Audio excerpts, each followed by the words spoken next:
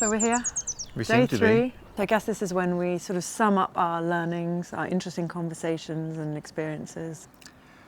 I've got a headache. I think that so much is going through my brain at the same time and limited sort of hydraulic capacity. But I've learned so much in these few days, and I'm thrilled that they're going to do it again. The caliber of the people, the quality of the conversations, wonderful. It's really clear, and I feel the same. I feel sort of full of thoughts and conversations and potential actions and connections.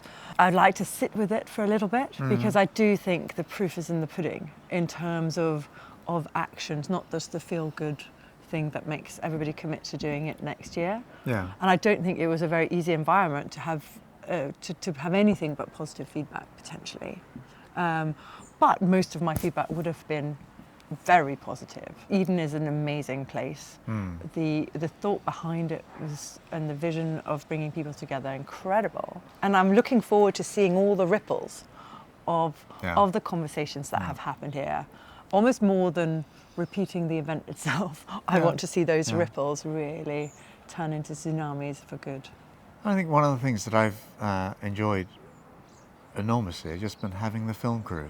Having George and Cami here, and just being able to sort of jump on people from the undergrowth and say, you have "Can an we film excuse you?" to have jumped on people. And it's, you know, you get a different sort of quality of conversation when in these sort of settings and with a camera around you.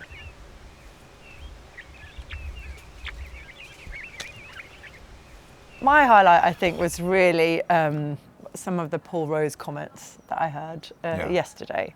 I thought he was absolutely brilliant. He's doing incredible things for good across the world. And then he had some really interesting perspectives on values and how we should be trying to base our society and our politicians, or choice of politicians, on values, which I think is just so important, and we can't forget that, because we can argue about the intricacies of how we're going to change the system, or what we need to do first, or do we count this or that, but this piece around what do we actually want to value? No, I suppose for me one of the highlights of the whole thing has just been having the time. So often you're in an airport or you're at a conference and you're sort of rushing from one session to another, and here, at least over the 3-4 days, we've just had time to settle in and talk to people in quite some depth, and I've really enjoyed that. It's been a remarkable gift in a way. No, my highlight is definitely the people in general, and I think actually that was the expectation, was the serendipity of the people who were gathered here.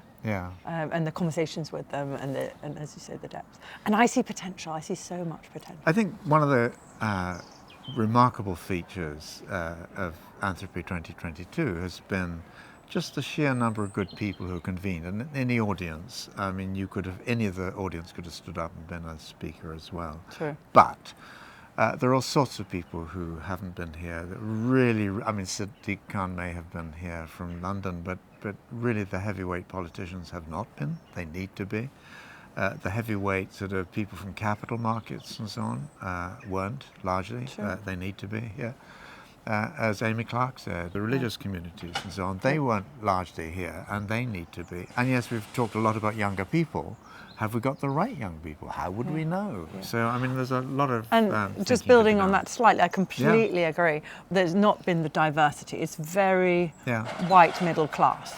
Like, there's no way around that. So I think that the diversity hasn't quite been as wide, and you have to be so careful not just to be talking to yourself.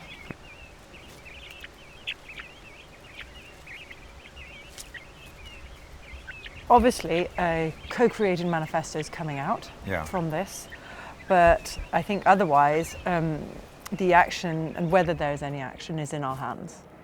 Totally, and I think one of the things I really mean to do is when we get back to Somerset House, our office, is just to sit down with all of the connections we've made and just see who we follow up in what sort of sequence and how, because it's very easy to sort of meet people, agree things, and then let them drop. And I think that follow-up is going to be absolutely crucial. But I sense something new emerging, and it's exciting. So watch this space. What's in my mind is thinking about the problems that I would like to solve that came up that we know about, of course, and looking at how do the people map around those and cluster, because I think that there's some really good things that could come out of it. Time and time again, people said, you introduced me to this person, how do I follow up with them properly and so on.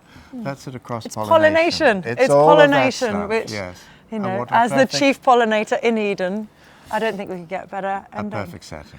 So, and as the sun sets here in Eden, good night and good luck. And it's good night for me.